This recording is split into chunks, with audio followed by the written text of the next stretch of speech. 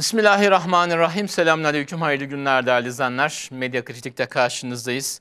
Biraz aradan sonra bir kez daha karşınızdayız değerli izleyenler. Yeni sezonda Medya Kritik'te bir kez daha karşınızda olacağız. Hayırlara vesile olsun ilk programımız. Bugün 3 önemli konu başlığımız var değerli izleyenler. Aynı zamanda bugün Rehber TV 11 yaşında. Bu vesileyle Rehber TV'nin vizyonunu, misyonunu, geride bıraktığı 11 yılını ve bundan sonraki döneme dair projelerini, hedeflerini, beklentileri ve izleyicilerin beklentilerini konuşuyor olacağız. Bu ilk başlığımız. Bununla beraber Mustazafter 10 yıl önce kapatıldı. Vermiş olduğu bir hukuk mücadelesi vardı ve kazandı. Kumpas çöktü ve Mustazafter dün itibariyle yeniden faaliyetlerine başladı.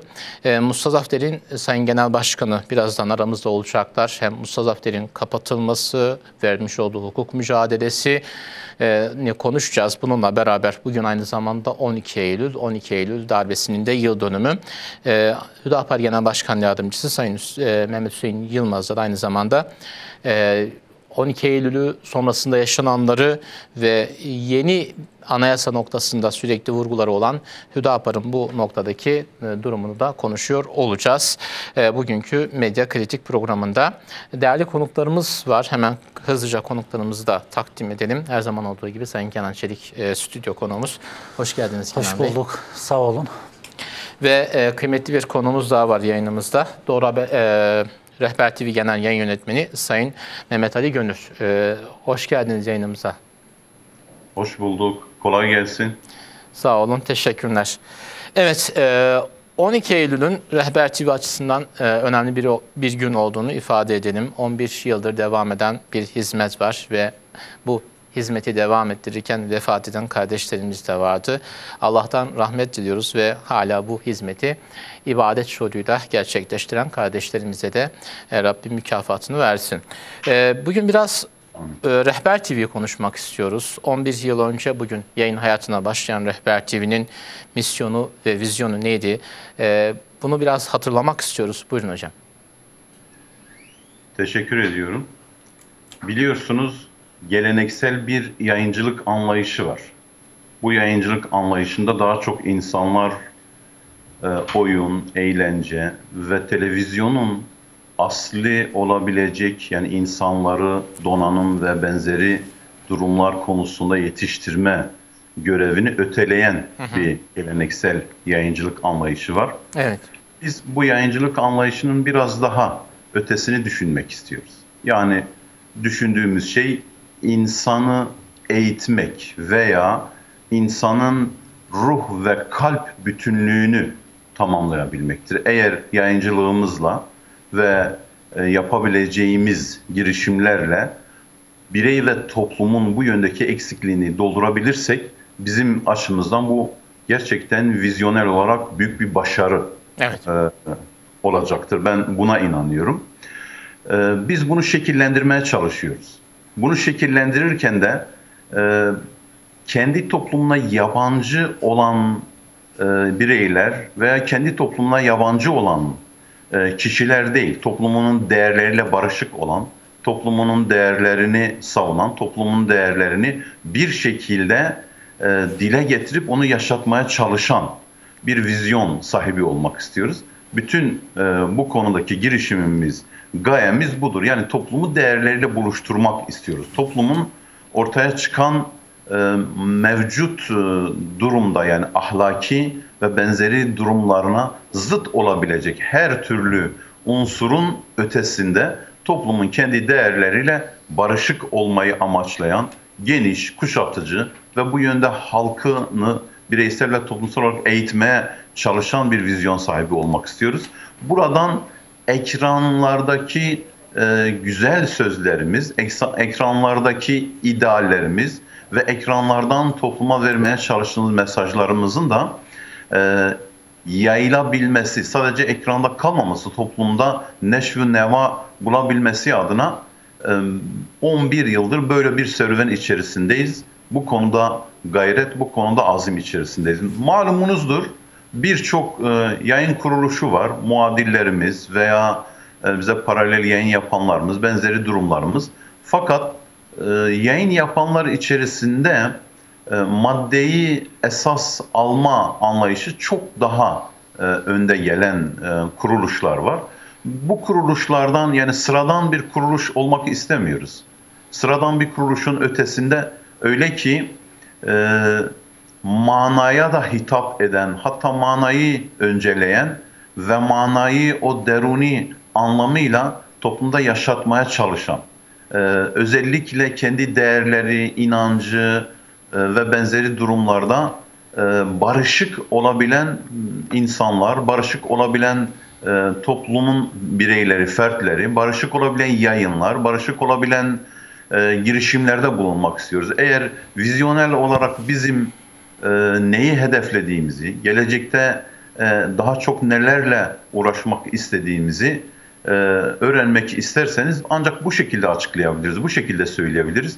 Böylelikle bizim vizyoner olarak da ortaya koymuş olduğumuz ideallerimizin sadece akıl ile değil, kalp ile de izah edilebilecek boyutunun olduğunu açıklamış olduk.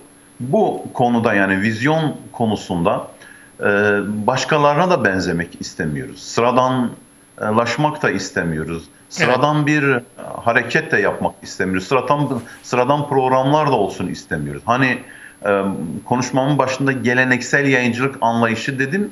Geleneksel yayıncılık anlayışından kastımız işte budur. Yani sıradan bir yayıncılık anlayışı yapmak. Bu sıradan yayıncılık anlayışının bir objesi olmak istemiyoruz. Daha bir üst düzeyde, değerleriyle barışık bir yayıncılık anlayışı gütmek istiyoruz. Çok teşekkürler. Devam edeceğiz. Kenan Bey, siz de Rehber TV ile birlikte 9 yıldır çalışıyorsunuz. Şimdi Mehmet Ali Bey'in de ifade ettiği gibi Türkiye'de aslında çok sayıda televizyon kanalı var, ekranı var. Özellikle de İslami camialarda çok sayıda televizyon kanalı da zaman içerisinde açıldı. Onların yayın politikaları var, hala devam edenler var, süreç içerisinde kapananlar var. Rehber TV'yi diğer yayın kuruluşlarından, diğer kanallardan, diğer ekranlardan ayıran özelliği nedir? Yani ve Türkiye'deki medyadaki, Türkiye medyasındaki konumunu tarif ederseniz neler söylemek istersiniz? Tabii ben öncelikle bu yeni yayın dönemimizin hayırlara vesile olması temennisiyle başlamak istiyorum. Ve bu vesileyle Bismillahirrahmanirrahim. İyyâke na'budu ve iyyâke nesta'in diyerek başlıyorum. Şimdi evet, Rehber TV gerçekten de sadece Türkiye yayıncılık hayatında değil, genel anlamda özellikle İslam dünyasındaki yayıncılık hayatı anlamında çok nadide bir yere sahip. Şimdi biliyorsunuz gerek ulusal gerekse uluslararası çapta yayın kuruluşlarının en ciddi, en temel problemi etik problemidir. Etik problemi dediğimiz nedir? Yani evet, ilkesizlik. Yani sözde hepsi ilkeli yayıncılık hani iddiasında bulunur ama çoğunlukla, mutlak manada genelleştirmiyoruz ama çoğunlukla bu noktada çok kötü bir imtihan veriliyor. Yani ciddi bir etik problemi var. Bu sadece medyanın değil. Yani biz bunu Türkiye özelinde konuşursak sadece medyanın değil, siyasetin, aynı zamanda işte akademinin, aynı zamanda özellikle iktisadın, yani ekonomi sahasının da çok ciddi bir etik problemi var. Şimdi medya ile siyaset aslında bu noktada birbirine benziyor. İç içeler ve birbirine benziyor. Yani bu etik problemi noktasında nedir? Bunu biraz daha somutlaştırırsak, yani medyanın bu etik probleminin temelinde ne var?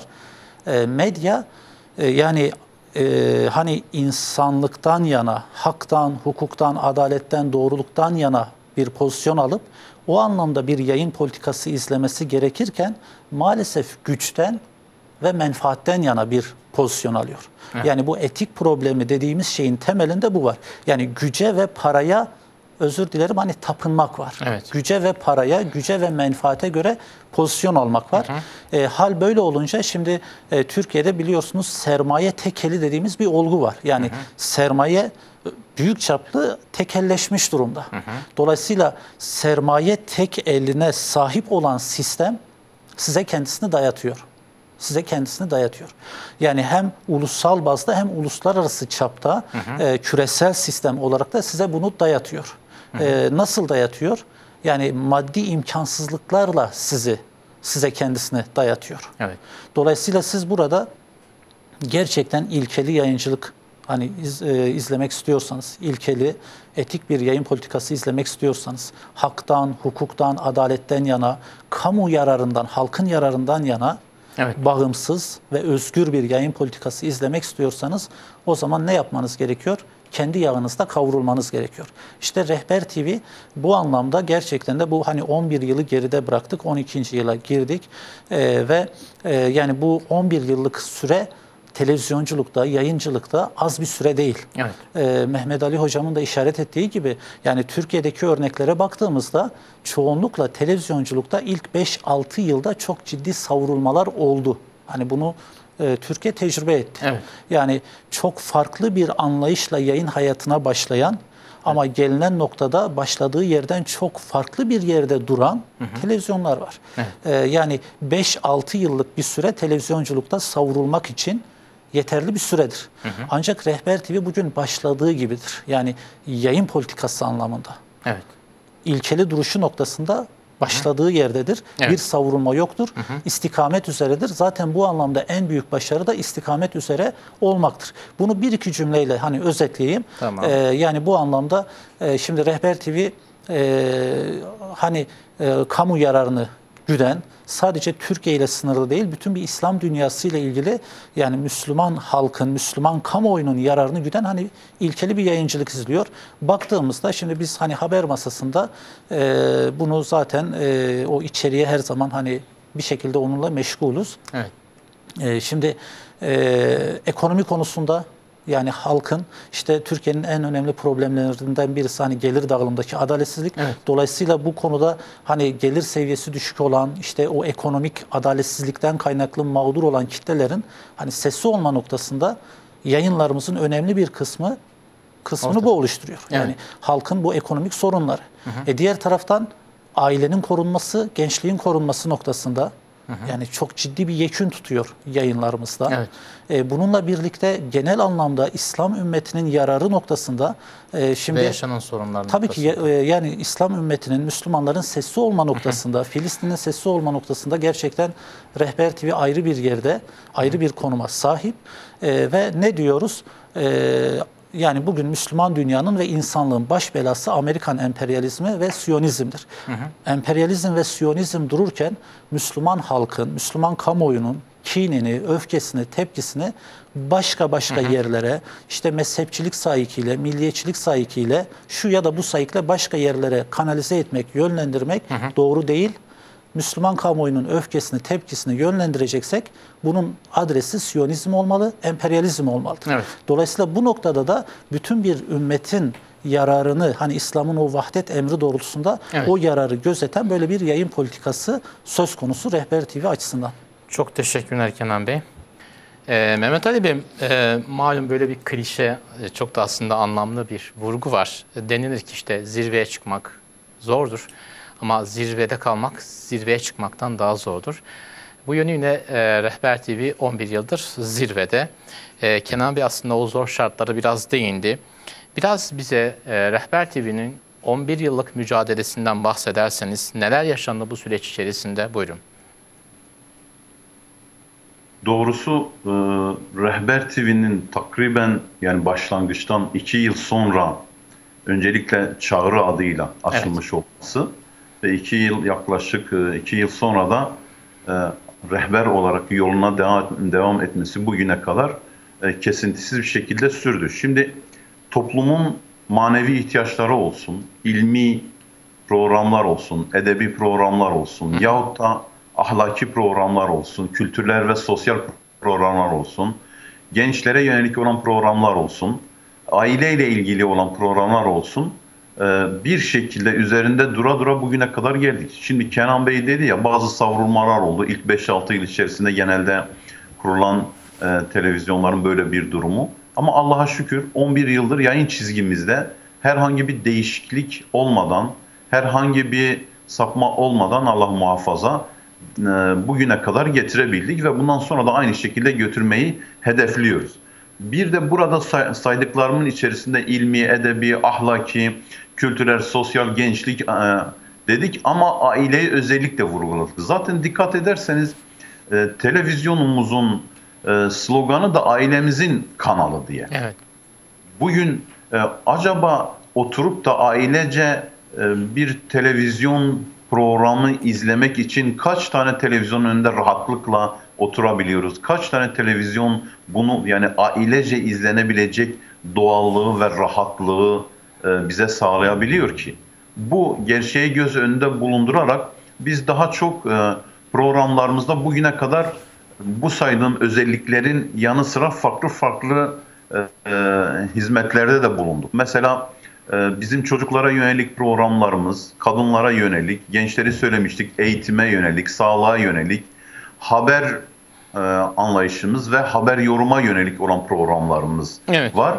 Bunun yanı sıra da bugüne kadar bu süreç içerisinde İslami içerikli programları da ihmal etmedik. Yani toplumu kendi inancıyla barışık düzeye, kendi inancı hakkında daha bilgili, daha kültürlü, daha fikirli olacak düzeye getirmeye yönelik programlar da oldu. İşte buna yönelik hadis, tefsir, fıkıh ve paralel bazı programlar, hatta Arapça dil programları bile oldu. Evet. İslam aleminin sorunlarını programlarımızda işlemeyi hiçbir zaman ihmal etmedik. Yani Filistin'den tutun Sudan'a, Mısır'dan tutun Malezya'ya kadar veya Uzak Doğu'ya kadar aklımıza gelebilecek, Afganistan'a kadar aklımıza gelebilecek hemen hemen bu ümmetin parçası olan her Müslüman ülkeyi televizyonumuzda kardeşlik anlayışı çerçevesinde, sorunlarına tercüman olma anlayışı çerçevesinde yer verdik. Özellikle aileye yönelik olan programlar konusunda da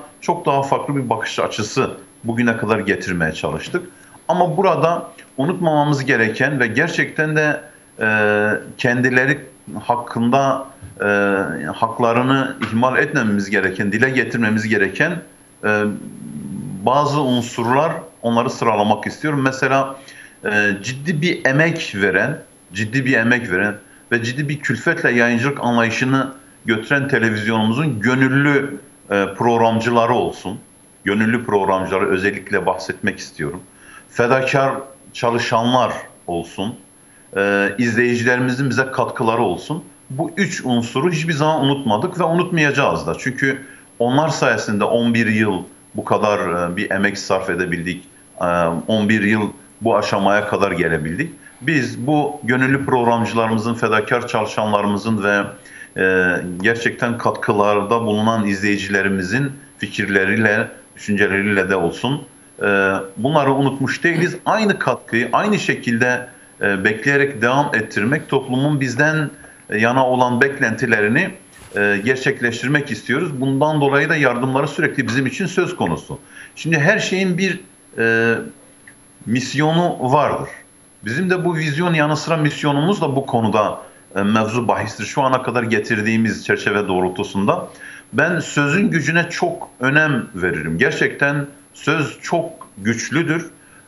Televizyon da bunu görüntüyle pekiştiren önemli bir araçtır. Evet. Bakınız Yunus Emre'ydi galiba. Söz vardır keser savaşı, evet. Söz vardır kestirir başı, söz vardır zehirli aşı, yağ ile bal eder bir söz diye söylemişti ya. Dolayısıyla sözün gücüne inanan biri olarak bunu dile getirdim. Sözün etkisinden de hareketle bu misyonumuzu devam ettirmek, potansiyelimizi, bu konudaki potansiyelimizi sonuna kadar kullanmak, değerlerimiz doğrultusunda da yayınlar yapmak istiyoruz ve bunu kendimize bir görev üstlenmişiz.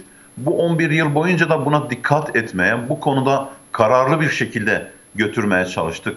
Bu meyanda düşündüğümüz zaman biz yayıncılık anlayışımızda da şunu kast etmeye çalışıyoruz. Yani oturtmaya çalışıyoruz ki acaba biz elimizdeki bu aracı amaç edinmeden, iyiliği emr etmede, kötülüğü nehy etmede, yani toplumda iyiliği yaymada, kötülükten alıkoymada nasıl daha aktif bir şekilde kullanabiliriz? Nasıl bunun için davet ve tebliğ eksenli bir yol haritası amaçlayabiliriz?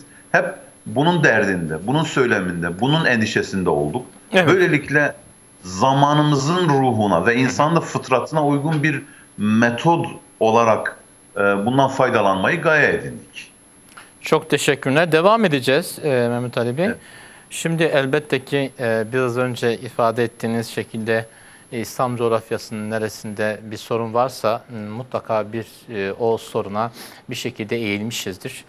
Aslında belki de bu bağlamda ifade edersek o sorunlara yoğunlaşırken çoğu zaman kendimizi ihmal ettik. Sabah editör arkadaşlara sorduk, dedik yani bizim işte Rehber TV'nin 11. yıl dönümü bizimle ilgili olan bir haberimiz, bir hazırlığımız var mı? Yok dediler. Oysa ki İslam coğrafyasında yaşanan her sorunun arka perdesinde bizim mutlaka bir arşiv çalışmamız var. İşte o sorunlara eğilirken aslında zaman içerisinde kendimizi unutmuşuz. Kenan Bey, aslında Rehber TV 11 yıldır mütevazi imkanlarla en güzelini yapmaya çalışıyor. Tabii bu en güzeli değil. En güzeline doğru giden adımlar. Bir kurumda çalışan biri olarak, yani çalışan olarak ve aynı zamanda ekranın görünen yüzü olarak da yaşadığınız zorluklar nelerdi? Biraz da o zorluklardan bahsetmek istiyoruz. Buyurun. Şöyle, yani biz hani Rehber TV'nin yaşadığı zorluklar tabii değerli hocamız da işaret ettiler ama özellikle ben bu reklamcılıkla ilgili kısmına biraz değinmek isterim. Bir parantez açmak isterim. Şimdi tabii ki siz bağımsız ve özgür, bağımsız ve özgür, haktan yana, haktan taraf, ilkeli bir yayın politikası izliyorsanız yani sizin sesinizin hani bastırılması adına size yönelik de bir takım karartmalar olur, engellemeler olur. Bu zamana ve zemine göre, şartlara göre zaman zaman çok daha böyle kaba, fiziki müdahaleler şeklinde olabilir. Günümüzde ise bu daha çok sermaye tekelinin, yani sermaye tekeline sahip olan sistemin size yönelik hani sizi dışa itmesi, yani sizi bir anlamda hani dedik ya kendi yağınızda kavrulmanız gerekir eğer bağımsızlık bağımsız bir politika istiyorsanız tabii bu anlamda adı konulmamış bir ekonomik ambargoya maruz kalırsınız. Tabii meselenin hepsi bu değil. Bir de hani ilkeli duruş diyoruz ya. Yani bu sizin ilkeli duruş, yani gerçekten ilkeli bir duruşunuz var mı yok mu? Bunu nerede görürsünüz? Aslında bunu reklamlarda görürsünüz. Olmayan reklamlarda görürsünüz. Olmayan. Ekranınıza girmeyen reklamlarda sizin ne kadar ilkeli durduğunuzu görebilirsiniz. Biraz daha açayım. Şimdi hani ilkeli duruşumuz var dedik ya, bir kere alacağımız reklamların işte sömürü sisteminin, hani sömürü sisteminin çarklarını döndüren işte faize dayalı banka, yani bunların reklamları olmaz. Bunları elinizin tersiyle zaten itiyorsunuz. Evet. İkincisi, kadın bedeninin bir reklam objesi olarak kullanıldığı reklamlar olmaz deyip onları da elinizin tersiyle itiyorsunuz. Ve doğal olarak neredeyse %70, %80 reklamı siz elinizin tersiyle itmiş oldunuz. Evet. Diğer taraftan işte Siyonist sermayeye akan, yani geliri Siyonist sermayeye giden kuruluşların reklamlarını, o tarz ürünlerin reklamlarını da almayız diyorsunuz. Şimdi faize dayalı bankalar bir, işte Siyonist sermayeye gidecek olan ürünlerin reklamı iki, kadın bedeninin işte bir reklam objesi olarak kullanıldığı reklamlar 3. Siz bunları zararlı olan tabii ki haram olan elinizin şeyler tersiyle itiyorsunuz.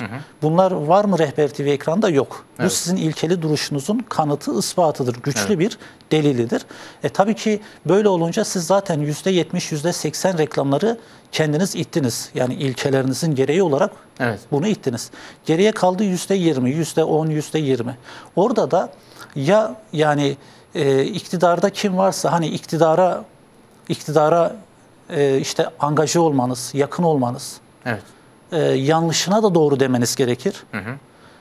Veyahut da küresel sermaye desteğini arkasına almış olan ana muhalefete yakın durmanız gerekir ki reklamlar size aksın. Peki Rehber TV ekranında yani gerçekten bu anlamda reklamlar var mı? Yani izleyicilerimize soruyorum. Hani bu reklamlar var mı? Yok. Dolayısıyla bu, yani siz bir televizyonun yayın politikasını o televizyonda, o ekranda gösterime giren reklamlardan, girmeyen reklamlardan okuyabilirsiniz. Dolayısıyla yani bu anlamda hem o ilkeli duruşu ortaya koyması bakımından önemli ama aynı zamanda bizim elimizin tersiyle ittiğimiz, ilkelerimizin gereği olarak elimizin tersiyle ittiğimiz reklamlar bir yana, geriye kalan alınabilir reklamlarda ise orada da işte ya iktidar ya da küresel sermaye gücün arkasına almış, desteğin arkasına almış olan muhalefetin ipoteği altındadır. Oradan da reklam size gelmez. Evet. Hal böyle olunca gerçekten Rehber TV maddi anlamda yani kendi yağıyla kavruluyor. Çok ciddi anlamda yani hani kendi yağıyla kavruluyor ve büyük bir fedakarlık örneği sergileyerek. Yani Rehber TV'nin tabii ki çalışanları, Rehber TV'yi var eden, ayakta tutan izleyicilerimizdir. Yani izleyicilerle Rehber TV, Rehber TV'nin çalışanları bu anlamda yani terazinin aynı kefesindeler. Aynı kulvarda, aynı şartlar içerisindeler. Ve tabii ki bu aslında Rehber TV'ye bambaşka bir özgürlük alanı açıyor. Bambaşka bir bağımsızlık katıyor, bambaşka bir değer katıyor. Ama zorluğu var mı? Var. Büyük bir fedakarlık istiyor mu? Evet, çok çok büyük bir fedakarlık istiyor. Evet. Ve biz burada da şu misyonu hani yani şu misyonla, şu bilinçle hareket ettiğimizi hani hatırda tutmamız lazım. Nedir o?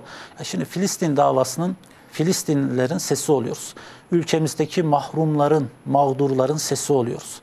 Yani gariplerin, yoksulların sesi oluyoruz, olmaya çalışıyoruz. Bu yani bu eğer Allah'ın rızası gözetilerek yapılırsa bu bir ibadet hükmüne geçer. Evet. Dolayısıyla biz burada çıktığımız her yayını, yaptığımız her programı yani bir ibadet şuuruyla, ibadet bilinciyle yaparsak Allah'ın rızasına hani matuf bir şekilde bunu yaparsak gerçekten de hani bir ibadet hükmüne geçer. Dolayısıyla bu da bizim için fazlasıyla yeter. Yani evet maddi zorluklar var ama en başında zaten biz hani değerli hocamız da işaret etti. Yani maddeye değil, maddiyata değil, manaya talip olmuşuz. Böyle bir misyon belirlemişiz. Dolayısıyla bu da Rehber TV'ye ayrı bir değer katıyor. Evet. Rabbim istikametimizi bozmasın diyelim. Amin. Çok teşekkürler. Hocam son sözü size bırakacağız. Tabii izleyenlerimizin aslında beklentileri de var. Bu beklentilerin karşılanması noktasında Rehber TV nasıl bir hazırlık içerisinde onu da aslında öğrenmek istiyoruz. Yani işin zorluğunu da aslında paylaşmanızı istiyoruz. Çünkü Rehber TV birçok alanda kendi üzerine düşeni yaptı ve yapıyor. Birçok alanda boşluğu doldurdu ama dizi ve film noktasında da bir boşluk var hali hazırda. Sizin de ifade ettiğiniz gibi ailecek oturup bir televizyon karşısında bir dizi ya da bir film izleyemiyorsunuz. Bu böyle bir boşluk var. İzleyenlerimizin de aslında bu noktada ilk günden beri başlayan bir beklentisi de var. Ne dersiniz? Buyurun. Şöyle ifade edelim. Şimdi Kenan hocamızın bahsetmiş olduğu ekonomik ve benzeri sıkıntılar üzerine kurulu olan fedakarlıkla icra edilen bu sorumluluk ve bu hizmetin kendisiyle çelişmemesi lazım.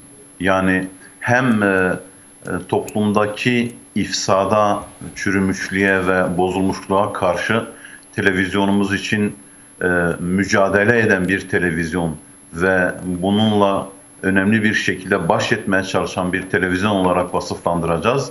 Hem de rahatlıkla oturup izleyemeyeceğimiz filmler veya benzeri durumlarla aynı ekranda olmamız bir çelişki şeklinde anlaşılacak. Dolayısıyla bizim gayemiz, bu konudaki misyonumuz izleyicilerimize kendi değerleriyle barışık olabilecek programları hedeflemek ve onlara vermektir. Eğer filmlerimiz veya dizilerimiz ve benzeri durumlarımız bu doğrultuda olabilirse elbette bunları yayınlama konusunda sıkıntımız yok. Nitekim yayınladığımız dizilerimiz ve filmlerimiz bu konuda var. Fakat bunun ötesinde olabilecek çeşitli aksiyon adı altında subliminal mesajlar veren, içinde toplumun bozulmasına yönelik olan farklı sahnelere benzeri durumlar olan durumları yayınlamamız mevzu bahis olamaz. Çünkü kendimizle çekişeceğiz. Ayrıca televizyonların film yapma gibi özelliği çok nadir. Yani prodüksiyonlar genelde, bu işin ehli olanlar genelde yapar ve pazarlamacılığı üzerinden televizyonlar bunları alır. Biz uluslararası bazı kuruluşlara da bu konuda İslami Radyo ve Televizyon Birliği ve benzeri durumlara üyeyiz. Bunlarla olan ikili ilişkilerimiz, çeşitli kuruluşlarla ilişkilerimiz var. Gerek kendimizden onlara verdiğimiz, gerek onlardan işte Hazreti Yusuf, ne bileyim Ashab-ı Kehf gibi diziler ve benzeri durumları alma durumu söz konusu oluyor. O konularda bizim programlarımızda, bizim çizgilerimize, kırmızı çizgilerimize uyabilecek film veya diziler konusunda geride durmayacağız, devam edeceğiz. Fakat yaygın kanaat, yani geleneksel yayıncılık dediğimiz dışımızdaki İslami olmayan yayıncılığın yapmış olduğu çerçevede biz o konuda biraz daha sıkı durma niyetindeyiz. Programlarımız ve televizyonumuz bu konuda öyle bir beklenti değil. Kendi kalbimizi ve aklımızı eğitebilecek beklentiler konusunda daha çok aktif olacak diye bir düşüncemiz, gayretimiz var. Bugüne kadar getirdiğimiz şekilden bir tık daha ötesine götürme konusunda da hem izleyicilerimizden hem çalışanlarımızdan bu fedakarlığa aynı şekilde devam etmelerini de bekliyoruz. Çok teşekkürler Mehmet Ali Bey. Katkınız için Rabbim istikametten ayırmasın. Sağ olun. Ben de teşekkür ediyorum. Kolay gelsin, başarılar diliyorum.